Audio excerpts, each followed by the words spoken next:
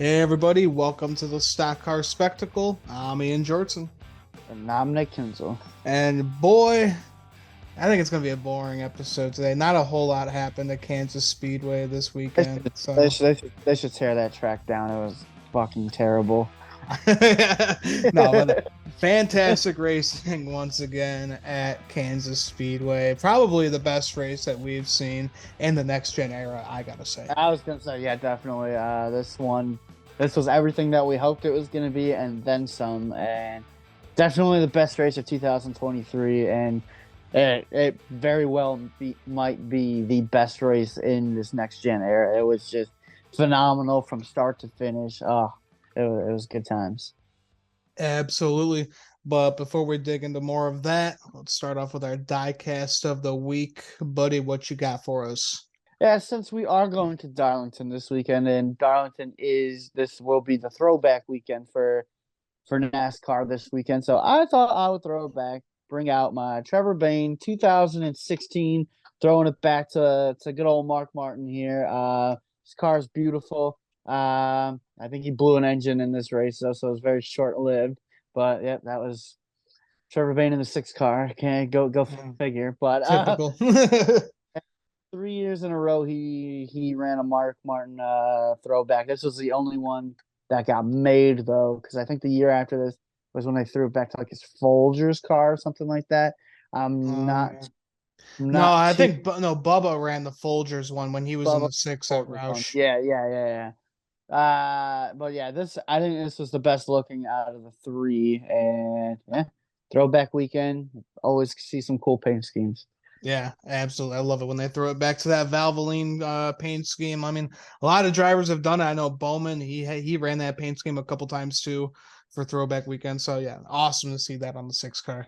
Absolutely.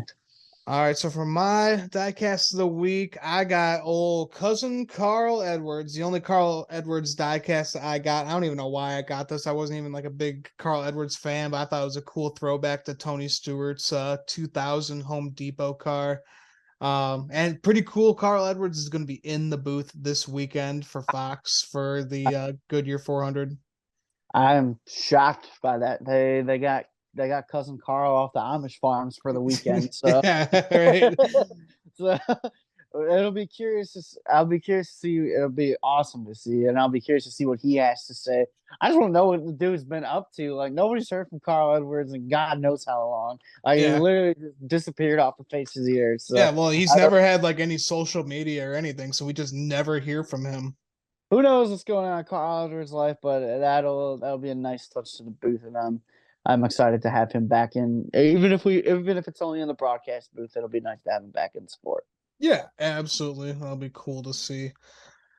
Alrighty. Well, let's get into our top stories and story of the weekend.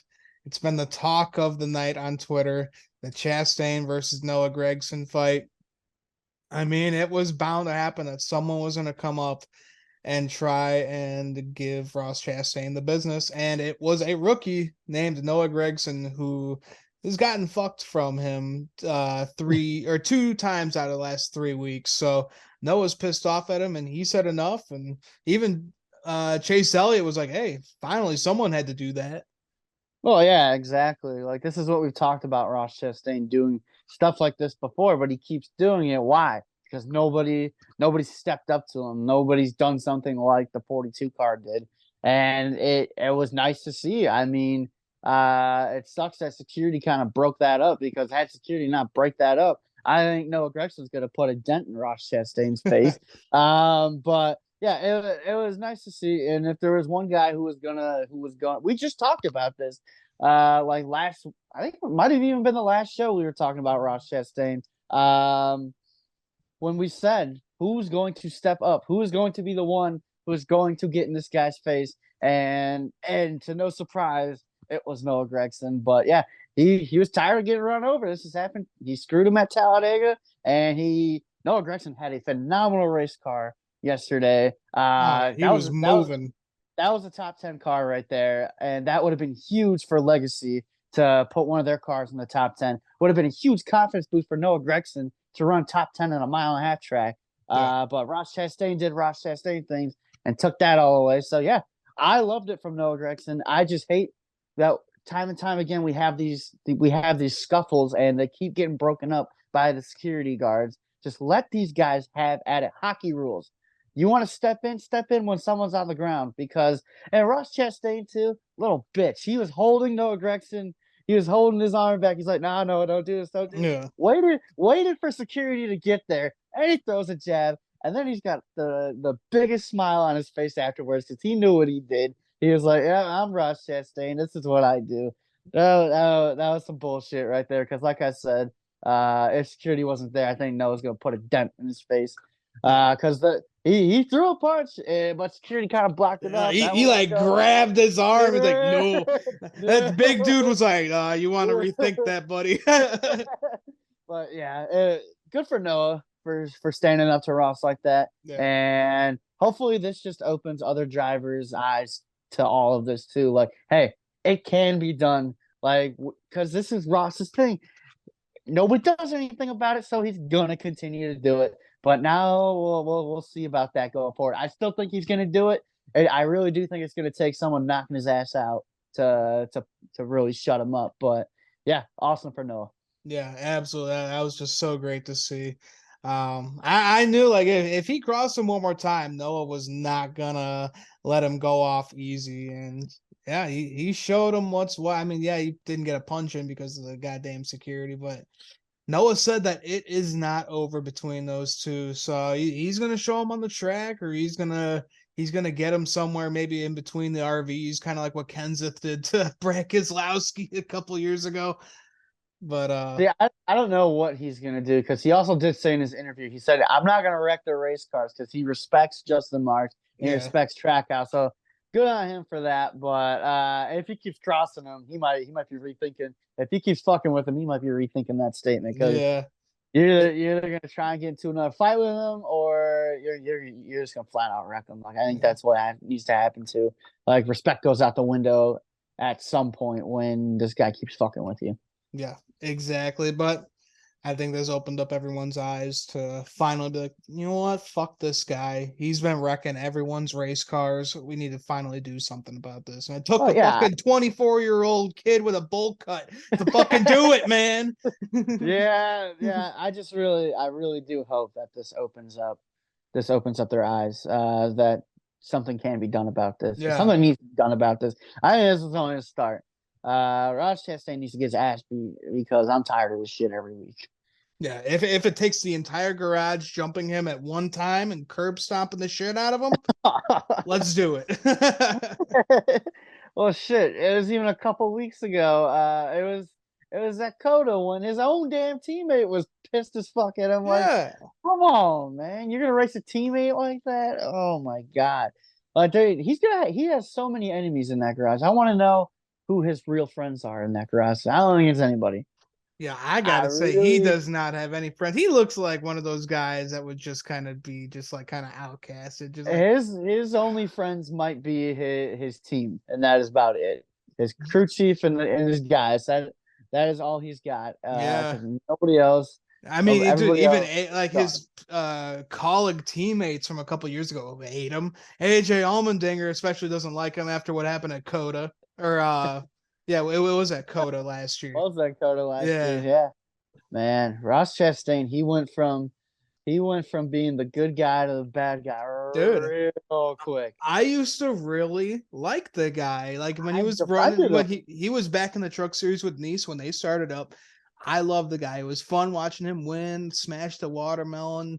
Xfinity series, I felt bad for the guy. He couldn't get it done in that 10 car. But now that he's in like some of the best equipment, he is just driving like a jackass. So a lot of people are comparing him to Dale Earnhardt. Dale Earnhardt did not do shit like this. I don't know No, about that. I don't know about that. I don't. it, I it, don't it know was it about was for that. it was for going for the wins. It was going for the win, not taking out a guy that's like 12th. Yeah, I was gonna say Dale's done some questionable shit, but Dale waited till the final lap to do something about the guy. All right. Ross Chastain waits till about like lap like 60. yeah, yeah, okay, but So yeah, no, Ross isn't doing himself any favors because I really think this is the year. that someone's gonna fuck him in the playoffs, and that's what needs to happen. You can't let this guy Yeah. go back to Phoenix again, skate free. Like somebody's got to do something about it, and I think this was the beginning. Hopefully, Yeah, I mean, Noah doesn't make it into the playoffs. He knows how to make life hell for Ross Chastain. So someone's why got. not?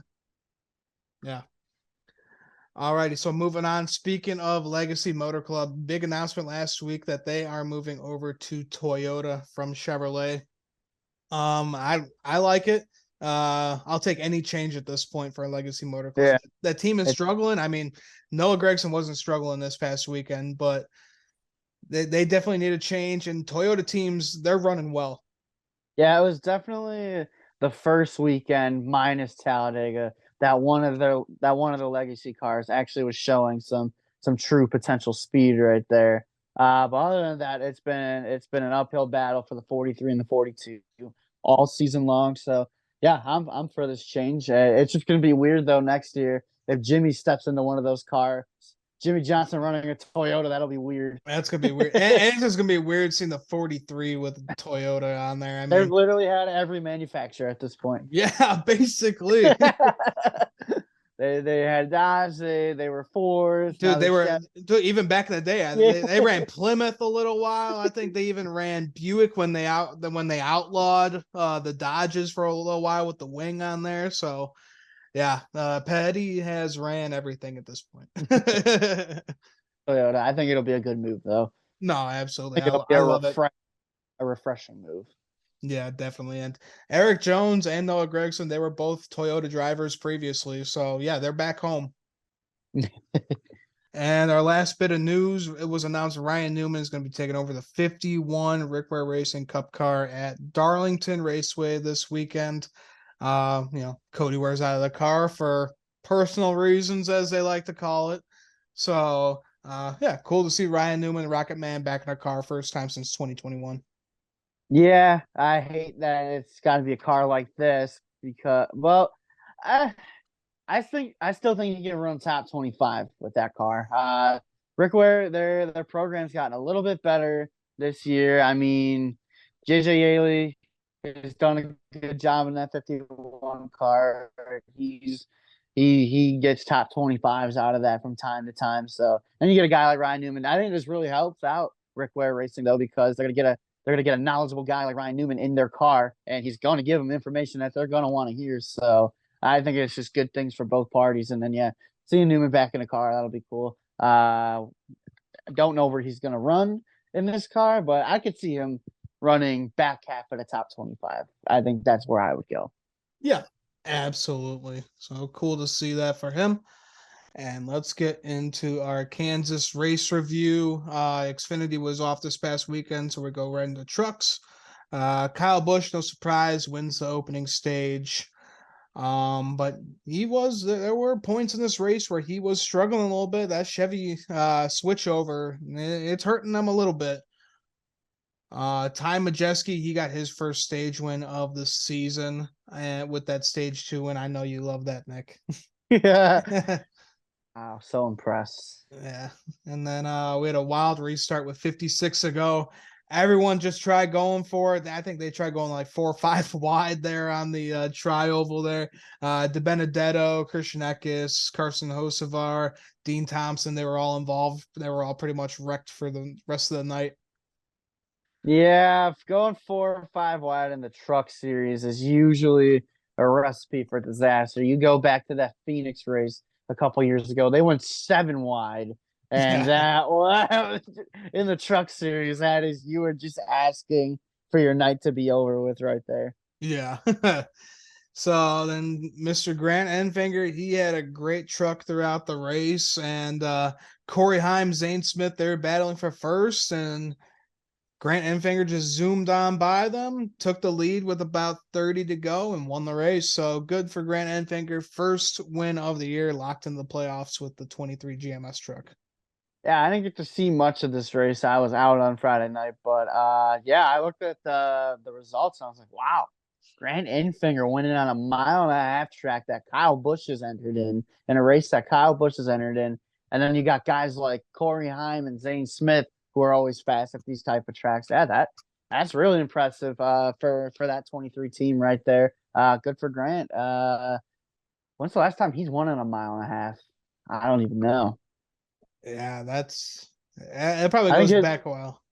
I want to say his last win was Gateway last year. So Hmm. other than that, yeah, I don't know when he's won on a mile and a half, but yeah, that's a huge confidence boost for that program for sure. So yeah, good for Grant. Yeah, absolutely.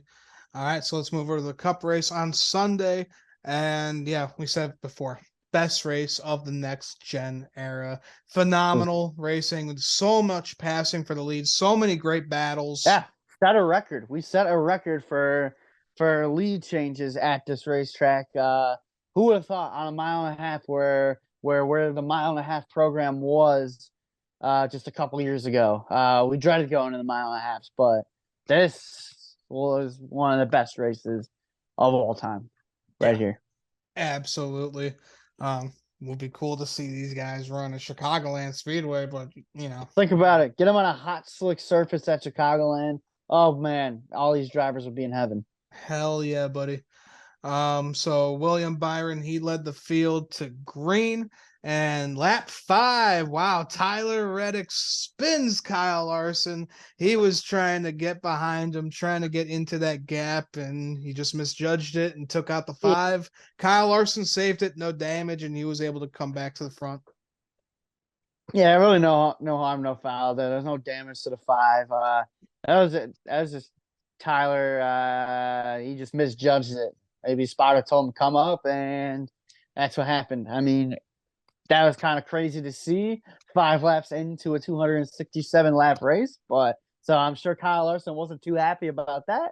But yeah, like you said, he rebounded perfectly fine. So really no harm, no foul there. But I'm sure Mr. Larson wasn't too happy about that with it being only 5 laps in. Yeah, right. And then we had a wheel loose from the 14 at Chase Briscoe. They were on pit road, so they did save themselves from getting suspended since that I did happen on pit road. I swear this 14 car is having problems on pit road every single week. I remember we were at Talladega.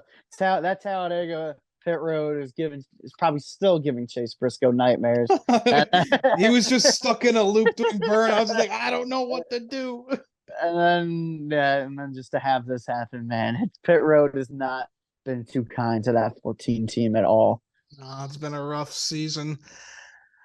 And your boy, Denny Hamlin, won stage one. Great playoff points for him. Good. It Definitely was good. needed. It was definitely needed. It was good to see that we finally brought a car to the racetrack that could really just get up and take off. Like we were fastest in all the lap averages in practice. So I knew it was going to be a good day for car 11. And then getting that stage win, that's a good start to the day right there for us. Yeah, absolutely.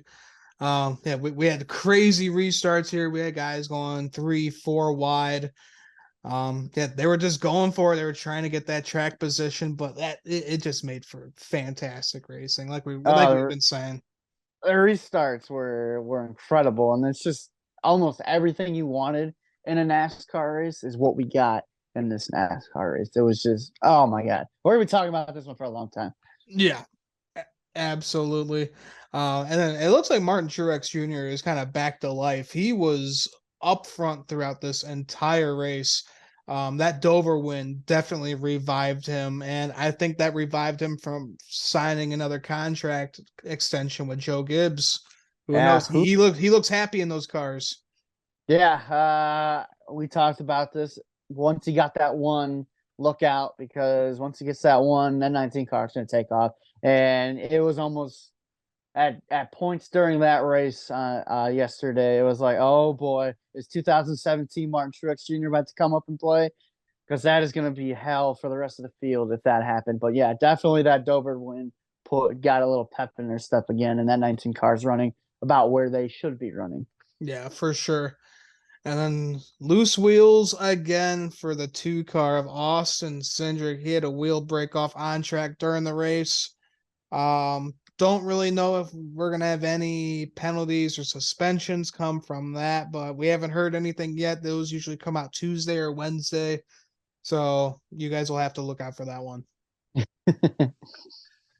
And then we had Kyle Busch. He spun, wrecked his race car after trying to avoid Keselowski being put in the wall from them going four wide as well. Yeah, rough day for Rowdy and RCR. Oh yeah, it was a rough day.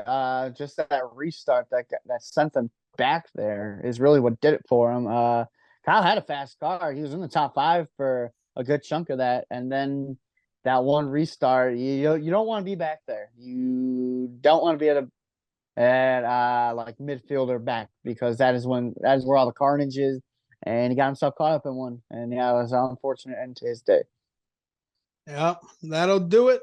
And then we mentioned it before, Chastain put Noah Gragson on the wall. Noah Gragson showed a little bit of displeasure on the track, kind of took him down all the way down on the apron, but Noah Gragson said he's got way too much respect for Justin Marks and Trackhouse Racing to wreck their equipment. I really wish just once he would have. Whoop, sorry. Yeah, right. Hey, He we'll would have. see. He'll make Now it an that would accident. he would have right hooked that thing, and then Mr. Gregson's gonna have the next week off.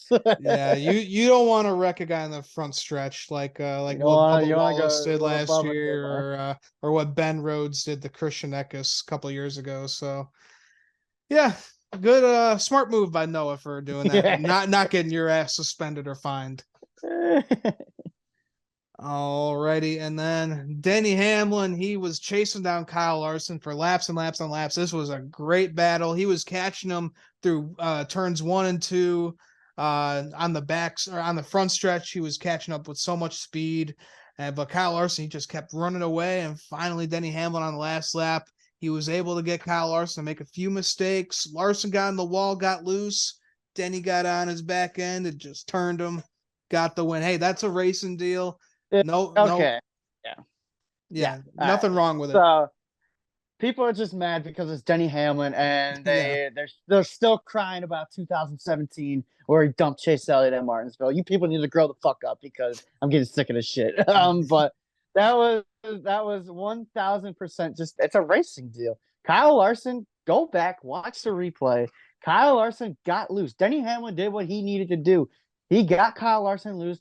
Larson went in the wall and then he bounced off the wall and Denny Hamlin's right there. You think Denny Hamlin's going to lift on the last lap? He lifts on the last lap. He loses that race. yep. Hell no. That's last lap, foot on the gas, and you're going for a win. That is just hard racing, and he got it done. Denny got it done. He capitalized. That was a long time coming. That was his first win since let's see, the Pocono win got disallowed. That was his first win, I think, since the Coke 600 last year. I think was his Yeah, last win. almost a So year. almost went a year without going to victory lane. So the 11 team needed that. We struggled all year long. We've had fast cars, haven't taken advantage of it, but just something when I was reading those lap averages in practice, I knew the 11 was going to be there if they didn't make any mistakes. And he was. We won the race, and it was a racing deal. And he even said it himself. If roles are reversed, he's pissed off too because it just comes down to that. But can't talk enough about that battle between the 5 and the 11 because it seemed like that last Denny got around for second place, and they're like, all right, he's got like 16 laps here. Can he go run him down? And what did he do? He went and he ran him down. It was like I think it was Kyle was 1.7 seconds out in front when Denny took second, and Denny did what he had to do. He chased him down, and like you said, once he got there, it seemed like Larson was better almost in the corners. Denny was able to get him on the back and the front stretch. Denny was definitely better in 1 and 2 than Yeah, Kyle Larson was. That's where he made a good chunk of his time. Kyle would get it back in 3 and 4 on exit, but then Denny was still able to run with them. It was just so much back and forth. This is like I said, everything you would want in a NASCAR race happened in this race. Phenomenal battle for the lead and for the win. And we got treated to one yesterday. And anybody who didn't like that finish, they're still just mad about what happened 6 years ago, and they can go cry about it some more because that was just phenomenal racing for the win. And I just happened to come out on top. there you go. Hey, man, like the great Kyle Cush once said, you don't like that kind of racing? Don't Don't even want. watch. Hey, and that finally breaks that FedEx shirt's curse. So I can start wearing that and living more freely now. The There you go. curse has finally been broken. But yeah, can't say enough good things about what we saw at Kansas yesterday. And man, can't we? I just wish we could run that race three or four times a year. Oh my goodness. Yeah. Give me a summer race at Kansas and give me like on a 90, 95-degree day, hot slick racetrack. Oh, sign me up. But yeah, this was a race. This was a race that not only we the fans needed, but this is a race that NASCAR needed. Mhm. So this was awesome. Everybody was talking about it afterwards with the fight and everything, but then just a great on track product. Kansas is now probably one of my favorite racetracks. I'd have to say that. Yeah, I gotta say so. Ever since last year, this race was my most anticipated race to watch for, and man, did it live up to the fucking hype. Did Um, not. yeah, it was amazing racing. And yeah, even great ending with Noah Gragson standing up to Ross Chastain. So just great time, Kansas Speedway. We got to go there next year, bud. Oh, that would be fun. It's a sisterhood track to Chicagoland. So if we can't have Chicagoland, we'll make the 7 hour drive out to Kansas. And I would love to see this race. Might as well. I gotta be listening to Denny's podcast after this show today because I'm sure he has some good stuff to say. Hmm. Yeah, Actions Detrimental. That's one of my favorite podcasts right now. So can't He's wait just for that. old Denny man. What a savage. Yeah, buddy. Well, you got anything else to add before we end the show here? Finally good to get a win. It's been a while since we've been at Victory Lane. We had a bullshit disqualification at Pocono last year. So yeah, it's almost been an entire year since Denny went to Victory Lane, but we're back, and hopefully this just keeps the ball rolling for us as we continue to go on. Yeah, and guess where we're going this upcoming week? We're going to Darlington, one of Denny Hamlin's best racetracks. So Yep. it was a good time for him to get a win because I think we rattle off a couple right here. Oof, let's do it. Yes, sir. Can't wait to go back to the Lady in Black. That is going to be a fun race. Make sure you guys tune in for our preview show for that. And we also got a little silly season show coming up as well this week. So that will do it for us over here at the Stock Car Spectacle. If you haven't yet, make sure to like our video and subscribe to our channel. And make sure to check us out on Twitter and Instagram. So for the Stock Car Spectacle, I'm Ian Jortson. And I'm Nick Kinsel. And we'll see you guys next time.